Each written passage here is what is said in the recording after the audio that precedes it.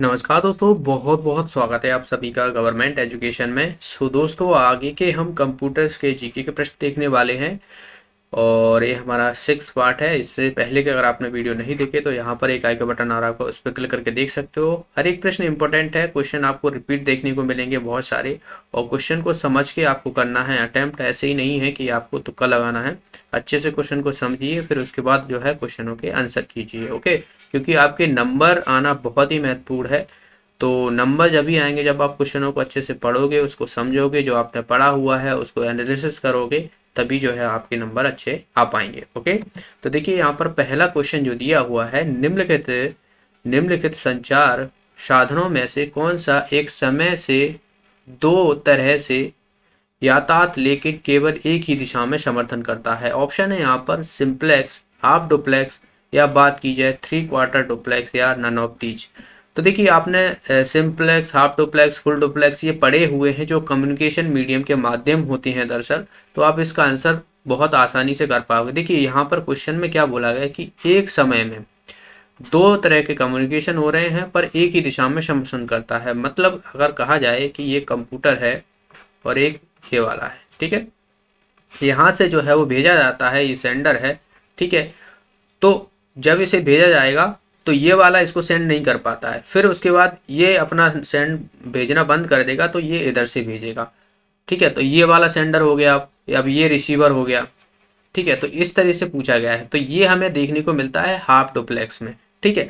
Half duplex में जो है हमें चीज़ें देखने को मिलती हैं। इसका आंसर हो जाएगा बी ऑप्शन। हाफ डुप्लेक्स से क्या होता है कि एक ही समय में एक समर्थन भेजा जा सकता है, ठीक है। सिंपल डुप्लेक्स क्या होता है? सिंपल डुप्लेक्स है, जैसे कि आपको एग्जांपल दूं, रेडियो, ठीक है। रेडियो है, रेडियो आपने देखा होगा कि रेडियो से आप सिग्नल नहीं भेज सकते। रेडियो में जो सिग्नल आते हैं उसी के माध्यम से वहां पर जो है आपकी फ्रिक्वेंसी सेट होती है और आपको जो है चैनल सुनाई देते हैं। आप उससे जो है वो सिग्नल नहीं भेज सकते हैं कहीं भी। तो उसमें देखा कि हमें एक ही तरफ से जो है वो सिग्नल भेजता है, यानी उसमें एक सेंडर होता है और एक होता है रिसीवर, ठीक है। बस हाफ डुप्लेक्स में जो सेंडर रिसीवर होते हैं, तो इसमें एक टाइम पे ये वाला भेज देगा, फिर उसके बाद ये भी भेज सकता है। और फुल डुप्लेक्स जो होता है उसमें दोनों कम्युनिकेशन कर सकते हैं। जैसे कि आप वीडियो चैटिंग करते हो, जैसे व्हाट्सएप पे कॉल करते हो आप, ठीक है। तो उसमें क्या होता है, आप भी एकदम से बोल देते हो, वो भी सामने से बोल रहा है, दोनों एक साथ आराम से वार्तालाप कर सकते हैं, तो वो होता है फुल डुप्लेक्स, ठीक है। तो ये कम्युनिकेशन के माध्यम होते हैं। तो आई होप समझ में आएगा होगा। इसका आंसर हो जाएगा हमारा बी ऑप्शन। ओके, चलिए अगला प्रश्न देखते हैं।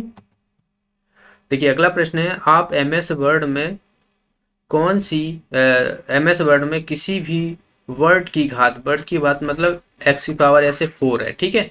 तो टाइप करना चाहते हो तो निम्न में से कौन सा चुनोगे? बोल्ड, सुपर स्क्रिप्ट, अंडरलाइन, या सब स्क्रिप्ट? तो मैंने कभी आपको बताया है, ये जो है जब भी आपको कोई भी, जैसे कि ए स्क्वायर करना है, ए स्क्वायर प्लस बी स्क्वायर, ये सब फॉर्मूला लिखना है, तो इसके लिए आपको जो है सुपर स्क्रिप्ट जो है इसका यूज करना रहता है।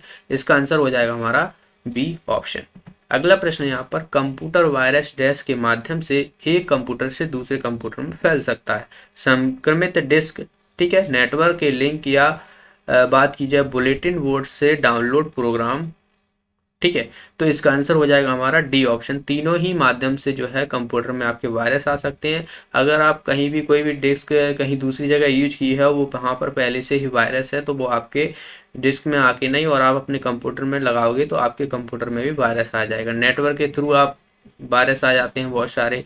ये डाउनलोडिंग जब भी आप कोई भी फाइल करते हैं तो उसके साथ भी जो है आपको जो है वायरस देखने को मिल जाते हैं, जो आपके कंप्यूटर के डेटा को करप्ट कर सकते हैं, डिस्ट्रॉय कर सकते हैं। ओके, अगला प्रश्न यहाँ पर, निम्नलिखित में से कौन सी गैर वोलेटाइल स्मृति यानी मेमोरी है? ठीक है, नॉन वोलेटाइल पूछी गई है इसमें। ऑप्शन है रोम, रेम, एल एस आई, या वी एल एस आई। तो इसका आंसर हो जाएगा हमारा ए ऑप्शन, जो रैंडम,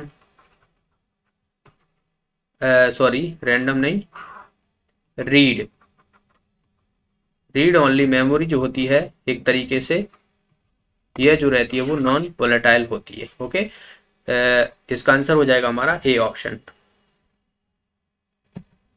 देखिए अगला प्रश्न है यहाँ पर कि कंप्यूटर ऑपरेटिंग सिस्टम का प्रकार क्या है जो कि पढ़ता और वास्तविक समय के संदर्भ में प्रतिक्रिया करता है? Batch system, real time system, या बात की जाए टाइम शेयरिंग सिस्टम, या क्विक रिस्पॉन्स सिस्टम? तो इसका आंसर हो जाएगा हमारा real time system. Real time system क्या होता है? जो भी पढ़ता है वास्तविक समय में उसी के संदर्भ में प्रतिक्रिया करता है। ठीक है, तो इसे हम बोलते हैं रियल टाइम सिस्टम। जैसे कि मैंने यहाँ पर ये दिया, तो यहाँ पर जैसे इनपुट मैंने यहाँ पर दिया, तो ये हमें जो है यहाँ पर देखने को मिला। तो ये रियल टाइम सिस्टम होता है, जो हमें ऑपरेटिंग सिस्टम का एक प्रकार ही होता है। ओके, अगला प्रश्न यहाँ पर, ऐसा तंत्र जो बाहरी हमले से निजी नेटवर्क की रक्षा करता है? ऑप्शन है फायरवॉल, एंटीवायरस, डिजिटल सिग्नल, या फॉर्मेटिंग। तो ये हमें इसका आंसर हो जाएगा हमारा ए ऑप्शन, फायरवॉल। फायरवॉल जो रहती है वो हमारे कंप्यूटर को या नेटवर्क को जब भी कोई बाहरी तंत्र अगर हमला करता है किसी भी तरीके से, वायरस से या और किसी माध्यम से, तो वो हमें मदद करती है। तो कंप्यूटर में ज़्यादातर जो है वायरस ही देखा जाता है, हैकिंग करना या किसी भी चीज़ का वहाँ पर चुराना चीज़ों को, तो ये हमें फायरवॉल जो रहती है वो मदद करती है। अगला प्रश्न यहाँ पर, निम्न में से कौन सा सिस्टम सॉफ्टवेयर है? MS वर्ड, कंप्यूटर, एंटीवायरस, या उपरोक्त में से कोई नहीं? तो इसका आंसर हो जाएगा हमारा डी ऑप्शन। इसमें से कोई भी जो है ऑपरेटिंग सिस्टम नहीं है। MS वर्ड जो है ये है, क्या है? एप्लीकेशन सॉफ्टवेयर है। ठीक है, वहीं बात की जाए कंप्यूटर, तो कंप्यूटर एक अकेला नहीं होता है। कंप्यूटर में बहुत सारी चीज़ें मिलके बनती हैं, जैसे कि माउस, कीबोर्ड, मॉनिटर, ये सब चीज़ें मिला के हम कंप्यूटर को कहते हैं। तो कंप्यूटर एक ऑपरेटिंग सिस्टम नहीं होता है। कंप्यूटर के अंदर जो इंस्टॉल होता है, एक बात की जाए तो जो सॉफ्टवेयर होते हैं वो क्या होते हैं? प्रोग्राम होते हैं। क्या कंप्यूटर किसी का प्रोग्राम है? नहीं है, वो बहुत सारी चीज़ों से मिलके बना होता है। एंटीवायरस ये भी आपको जो है वो एप्लीकेशन सॉफ्टवेयर देखने को मिलता है। ठीक है, सिस्टम सॉफ्टवेयर आपको देखिए ऐसे विंडोज हो गए, ठीक है, यूनिक्स, लाइनेक्स, ये सब जो आप देखोगे, डॉस, ये सब क्या होते हैं? ऑपरेटिंग सिस्टम होते हैं। तो इसका आंसर हो जाएगा डी ऑप्शन। नेक्स्ट है यहाँ पर, MS वर्ड में आप जब एक पैराग्राफ इंटेंड करते हैं तो आप डैश रूपरेखा के संबंध में टेक्स्ट को पुश करते हो। ऑप्शन बी है ट्रिम के संबंध में टेक्स्ट को पुश करते हो। ऑप्शन सी है मार्जिन के संबंध में टेक्स्ट को पुश करते हो। या डी ऑप्शन है ब्लीड के संबंध में टेक्स्ट को पुश करते हैं। तो ये है, इसका आंसर हो जाएगा हमारा सी ऑप्शन। दरअसल मार्जिन के संबंध में टेक्स्ट को पुश करते हैं। अगला प्रश्न है यहाँ पर, एक शब्द डैश उपयोग होता है जब एक खोज इंजन यानी सर्च इंजन खोज मापदंड से मेल खा के पेज पे देता है।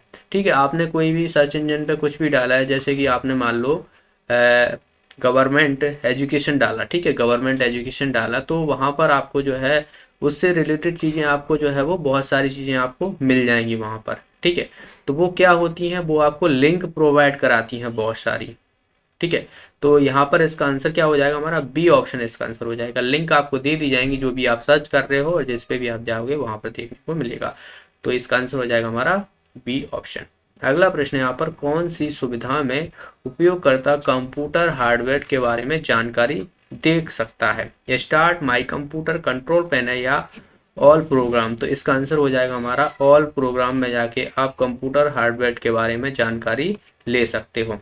सॉरी, कंप्यूटर प्रोग्राम में नहीं, कंट्रोल पैनल में। ठीक है, ऑल प्रोग्राम तो अलग ही चीज़ है, उसमें प्रोग्रामिंग आएंगे।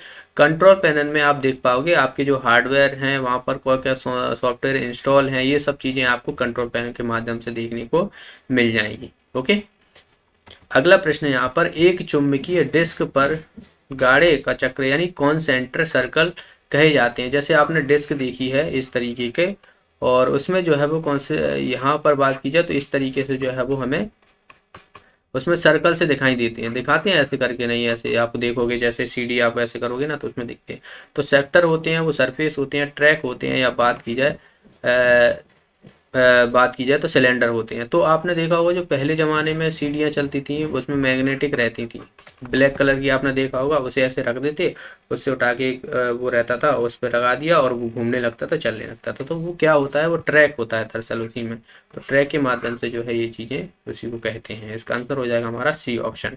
अगला प्रश्न यहाँ पर, 1 GB बराबर कितना होता है? 1024 KB, 1000 MB, 1024 MB, या 512 MB? तो इसका आंसर हो जाएगा हमारा 1024 MB। ठीक है, सी ऑप्शन इसका आंसर हो जाएगा। आसान सा प्रश्न है। वहीं आपसे 1 MB पूछे जाए तो 1 KB बराबर 1024 KB बराबर होता है 1 MB। अगला प्रश्न देखिए, ब्लॉग क्या होते हैं? ऑनलाइन संगीत। ऑप्शन बी है यहाँ पर एक ऑनलाइन पत्रिका के रूप में एक व्यक्तिगत या कंपनी की वेबसाइट। ऑप्शन सी है इंटरनेट। ऑप्शन डी है यहाँ पर ऑप्शन डी है यहाँ पर एक व्यक्तिगत या कॉर्पोरेटिव गूगल सूची। तो इसका आंसर हो जाएगा हमारा बी ऑप्शन। एक ऑनलाइन जो पत्रिका होती है, जो से आपको देखना होगा, ब्लॉगिंग करते हैं जो लोग, तो टेक्स्ट लिखते हैं उसमें, ठीक है। तो ये सब जो है व्यक्तिगत चीज़ें होती हैं, या वेबसाइट भी आपको ब्लॉगिंग के माध्यम से वेबसाइट भी देखने को मिलती हैं। तो ये क्या होती है? एक ऑनलाइन पत्रिका के रूप में एक व्यक्तिगत या कंपनी की वेबसाइट होती है। ऑप्शन अगला प्रश्न यहाँ पर RFID का फुल फॉर्म पूछा गया है, क्या है?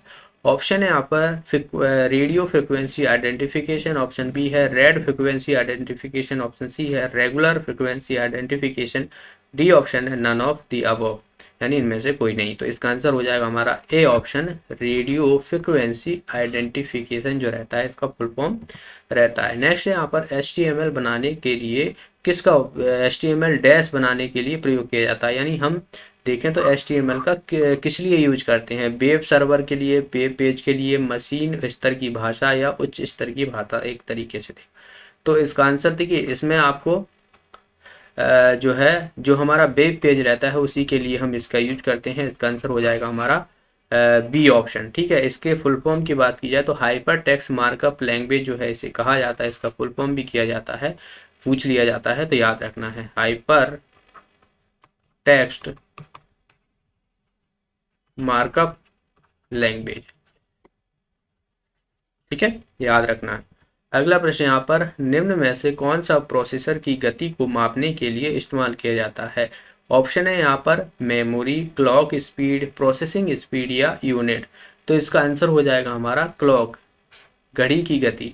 घड़ी की गति मतलब 1 सेकंड में जो चीज़ें प्रोसेस होती हैं वहाँ पर, ठीक है, 1 सेकंड में जो प्रोसेस होगी उसी को हम जो है इसकी स्पीड कहेंगे। स्पीड की गति वैसे अगर देखा जाए तो आपको हर्ट्ज में देखने को मिलती है। अब तो आपको गीगा हर्ट्ज में भी जो है वो देखने को मिलती है, लेकिन जो टाइमिंग चलती है दरअसल वो घड़ी की गति के हिसाब से चलती है। 1 सेकंड में कितना हर्ट्ज चल रहा है, कितना गीगा हर्ट्ज चल रहा है, तो ये सब चीज़ें आपको जो घड़ी की गति के हिसाब से दिखती हैं। तो इसका आंसर हो जाएगा हमारा बी ऑप्शन। ओके, आपसे इस तरीके से क्वेश्चन पूछा जा सकता है, या फिर आपको हर्ट्ज लिखा मिल जाएगा, ठीक है, फ्रिक्वेंसी जैसे जो हर्ट्ज जो होती है वो फ्रिक्वेंसी की यूनिट रहती है। अगला प्रश्न है यहाँ पर, नेक्स्ट है यहाँ पर VGA का फुल फॉर्म पूछा गया है। VGA कार्ड क्या होता है? ऑप्शन है यहाँ पर graphics adapter card, ATM card, debit card या इन्विटेशन कार्ड। तो इसका आंसर हो जाएगा हमारा, ये होता है VGA जो रहता है वो ग्राफिकल एडेप्टर कार्ड होता है, ठीक है, ग्राफिक्स के लिए इसका यूज किया जाता है। ओके, तो ये थे आज के प्रश्न। आई होप आपके सारे क्वेश्चन अच्छे से समझे होंगे, आपने लगाए होंगे, और जहां आपके कुछ भी गलत होता है तो आप लोग एनालिसिस जरूर किया करो, बहुत एडवांटेज मिलेगा आपको आने वाले समय में। ओके, वीडियो अच्छा लगा, वीडियो को लाइक कीजिए, शेयर कीजिए। आप कुछ पूछना चाहते हो तो कमेंट बॉक्स में जरूर पूछिएगा। मिलते हैं अगले वीडियो में। जो भी साथी नए हैं चैनल को सब्सक्राइब कर लेना, ज़्यादा से ज़्यादा लोगों में वीडियो को शेयर करना। तब तक के लिए बहुत बहुत धन्यवाद।